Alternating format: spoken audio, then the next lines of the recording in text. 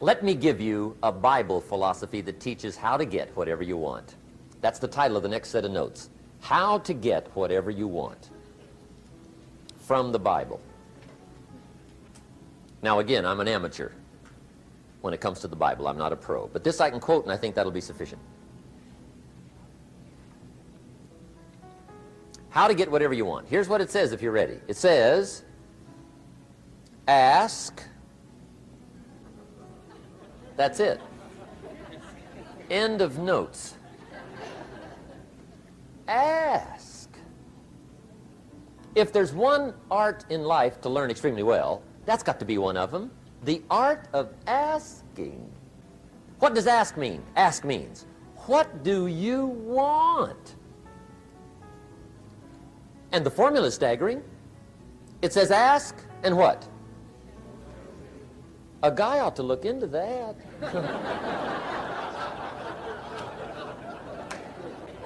He says, yeah, but you work where I work. By the time you struggle home, it's late.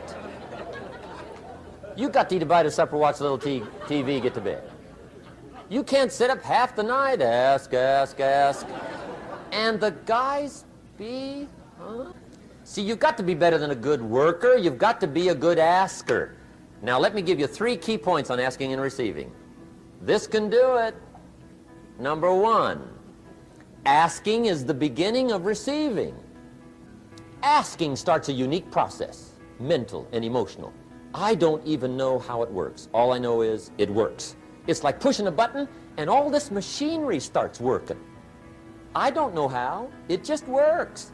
There's a lot of things you don't need to know how. Just work them. Some people are always studying the roots. Others are picking the fruit. I mean, it depends on what end of it you want in on. Asking is the beginning of receiving, so start the process. Here's number 2. Receiving is not the problem. Receiving is automatic. Now, if that's true, receiving is not the problem, what's the problem? Failure to ask might be one of your major problems. I don't know. Check it out. The guy says, oh, now I see it. I got up last year and hit it every day, but there's not a scrap of paper with my goals on it. Good worker, poor asker. So you got to change that. Here's number 3. Receiving is like the ocean. There's plenty, especially in California. It's like an ocean here. Success is not in short supply. It isn't rationed, and you stepped up to the window and it was all gone. No, no, no. It's like an ocean here. Now, if that's true, what's the problem? Well, some people go to the ocean with a teaspoon. Have you got the picture? See, what you want to do in view of the size of the ocean is trade your teaspoon for at least a bucket, and you'll look better down at the ocean. Kids won't make fun of you, right? Okay. Now, there's 2 ways to ask, and we'll wrap up goal setting. 2 ways. Here's number 1. Ask with intelligence. It didn't say ask intelligently, but I'm sure it meant that. Don't mumble. You don't get anything by mumbling. Be clear. Be specific. Intelligent asking means how wide, how high, how soon, when, what size, what color, how much. Define what you want and describe what you want. That's powerful. In the weekend seminar we teach, goals become like a magnet. They pull you that direction. And the better you describe them, the more they pull. So ask intelligently. Here's number 2. Ask with faith. That's the childish part of the equation. Believe you can get what you want like a child. Not an adult. Adults are too skeptical. So the formula really reads, make plans like an adult and believe in them like a child. And the most incredible things will happen. Just try it for 90 days. Just try it. You can always go back to the old ways. Just try it. Just 90 days, 90 days. Now, here's the last qualifying phrase on goal setting, as we promised to qualify everything. And it simply goes like this. Remember, you won't get everything you want. And we've already studied the reason for that. Simply, sometimes it hails on your crop and rains on your parade. It's that kind of planet. So you won't get everything you want, but if you will work this goal-setting formula, you can get plenty for wealth and happiness. Okay, that's goal setting. We use it around the world. We recommend it. Now, maybe it won't work as well for you as it has for me. I don't know. Maybe not. But what if it did? You got to try. Now, why would we pay somebody only $4 an hour? They're not very valuable to the marketplace. Now, we got to make that distinction, to the marketplace. Might be a valuable brother, a valuable member of the community, a valuable member of the church, valuable member in the sight of God, to the human family, of course, those kind of values. But to the marketplace, which is called what? Reality. Reality is, if you're not very valuable, you don't get much money.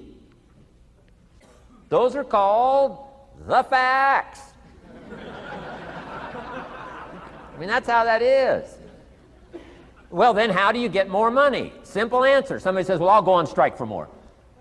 Well, here's a major problem with that. Here's a major problem with that. You can't get rich by demand.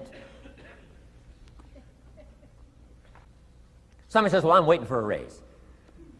I'm telling you, it's easier to climb than to wait for a raise. Why not just become more valuable rather than wait? I'm telling you, that's the key to all good things. Becoming more valuable. Why would we pay somebody $400 an hour? They've become more valuable to the marketplace. See how this works? I'm telling you, this stuff is so easy. This is America.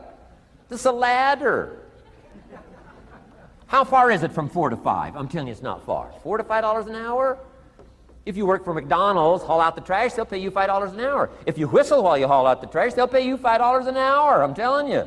You'll get an extra $1 just for a good attitude. Yay, McDonald's. Wear the hat. It's incredible.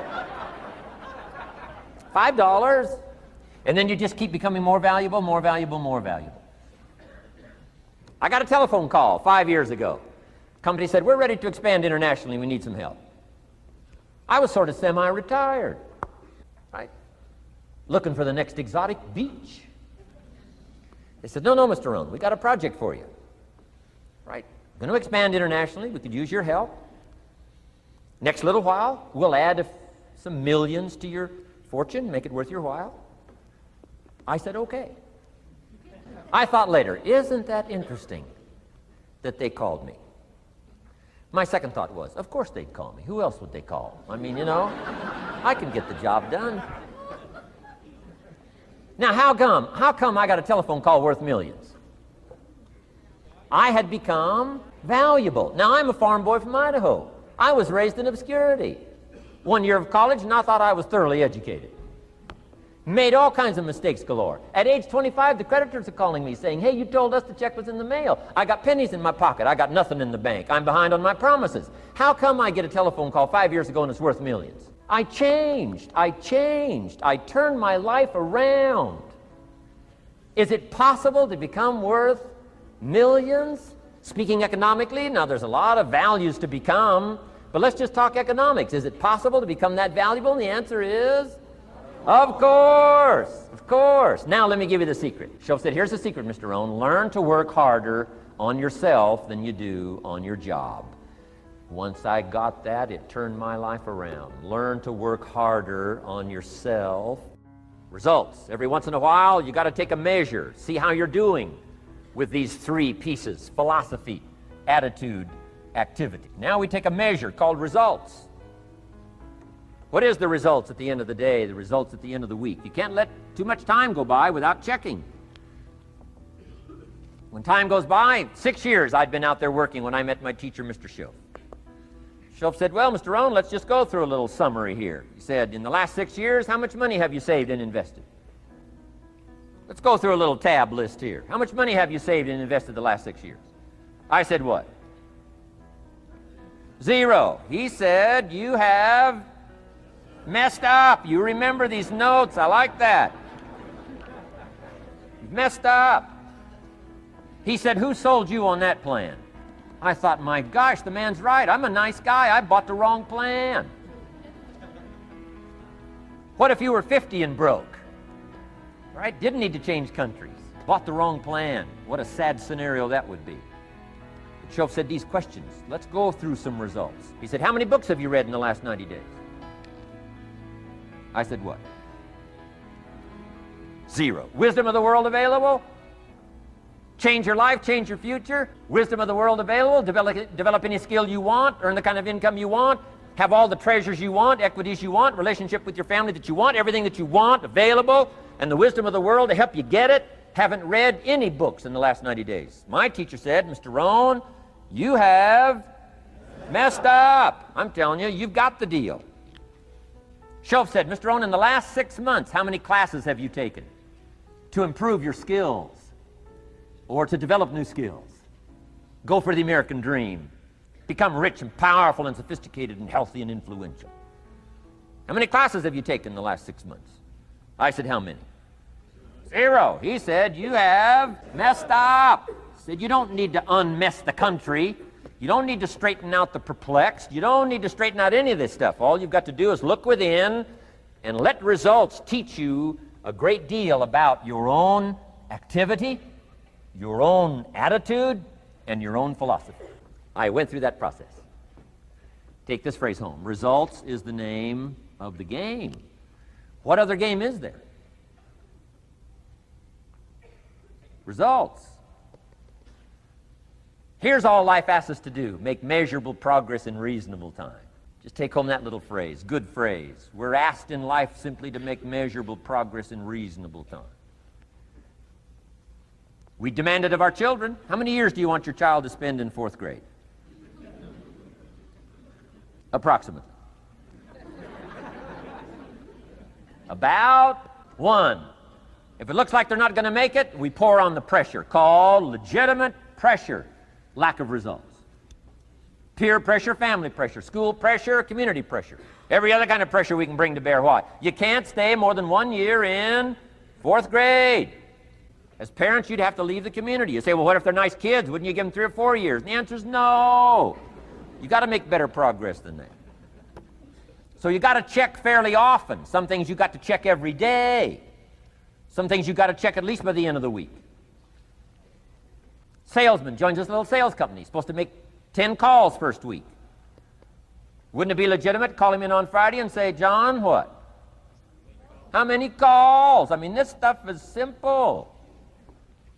John says, well. Say, John, well won't fit in this little box here. Well. Now John starts with a story. You say, John, I made this little box so small so a story won't fit. I don't need a story. I need what? A number. A number. What will a number tell me? Everything. John's supposed to make 10 calls. What if he made 20? You say, wow.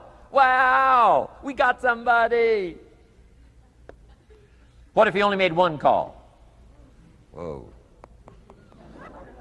Will that tell us something about John's philosophy? And the answer is yes. Will it tell us something about his attitude? Of course. Will it tell us something about his disciplines? Of course. And if he wants a lesson in life change, all he has to do is be willing to face the numbers and come up with the results that will teach you to either celebrate if you got good results or fix whatever needs to be fixed in your philosophy, attitude, activity called disciplines. You don't need to go anywhere else. I do believe in affirmations, and they are valuable as long as you affirm the truth. Because it says in ancient scripts, the truth, what? Will set you free. Free to do what? Amend your errors and pick up new disciplines. That's what the truth is for, to help us amend our errors and pick up the disciplines for life change. That's what the truth is for. So I do believe in affirming the truth. If you're broke, best thing to affirm is, I am broke. You put that up on the refrigerator where you can see it every day. I mean, that's how you do that. Now, if you need a little additional affirmation, you just put up there, I'm 40 and broke. I mean, you know, that ought to do it. And if you need just a little more, put up there, I live in America and I'm 40 and broke. That's enough to turn your life around. It says, hey, something is wrong. Somewhere I have messed up. And I'm telling you, if you'll start with that, it's called the process of life change, and it doesn't matter how small the process is to start. One discipline starts it, and then one discipline feeds another, and the first thing you know, you've got this whole cycle in an upward positive motion. And it's called life change. It's called income change. It's called health change. Relationship with your family change. Equities unprecedented that you can have in numbers that will stagger the imagination if you do not curse what's available and start amending what's possible to get the results that you want. I don't think I can put it in. Let me give you the day that turns your life around as quickly as I can. I got 4 parts to the day that turns your life around, and then we're finished for the day. Number 1, disgust. Disgust. Disgust is a negative emotion, but it can have a very positive, powerful effect. Disgust says, I've had it. What an important day that could be. I've had it. Wow. I met a beautiful, powerful, accomplished executive lady in New York. The company invited me to come in. This lady was a vice president, extraordinary lady. I got to know her and I found out her story. I said, how did you get here? Big income. And she never went to college, never went to university. I said, how did you get here? Executive. Powerful, income. She said, well, let me tell you part of the scenario. She said, when I was a young mother a few years ago, she said, one day I asked my husband for $10. And he said, what for?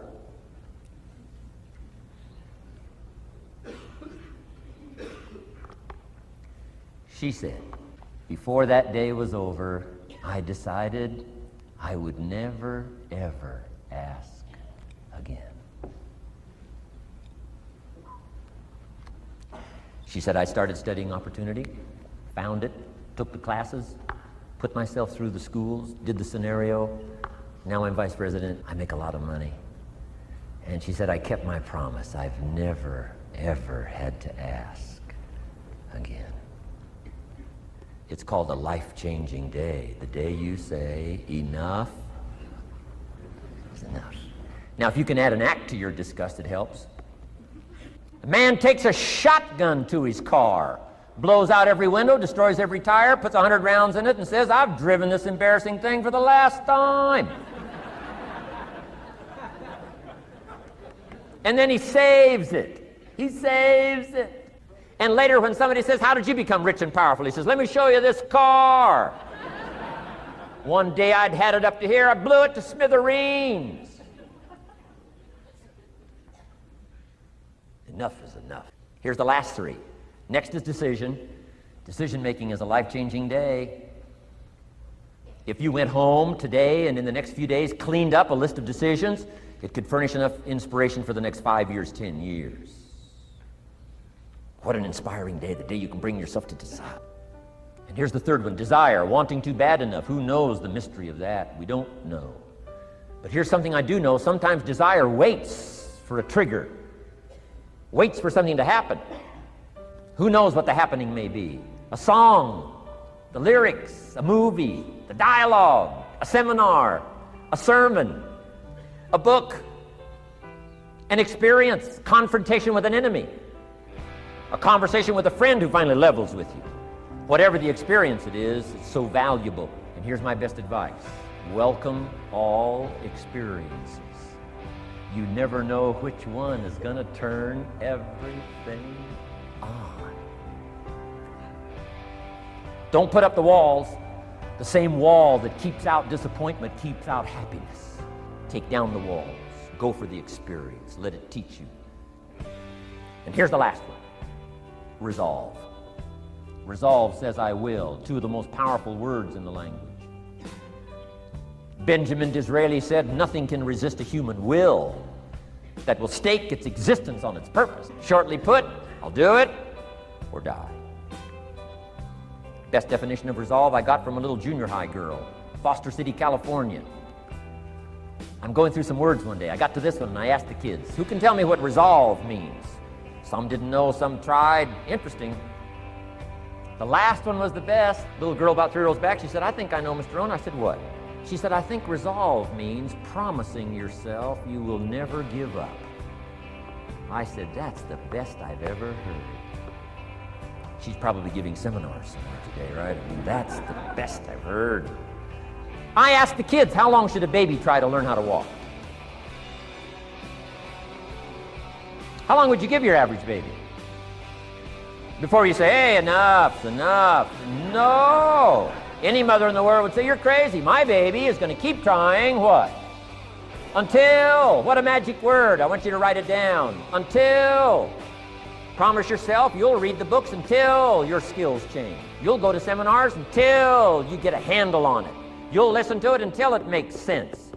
You'll go for it until you understand it. You'll practice it until you develop the skill. Never give up until, however long that is. Step by step, piece by piece, book by book, word by word, apple by apple. Walk around the block, walk around the block. Go for it. Don't miss the chance to grow. And resolve that you'll pay the price until you learn, change, grow, become. Then you'll discover some of life's best treasures.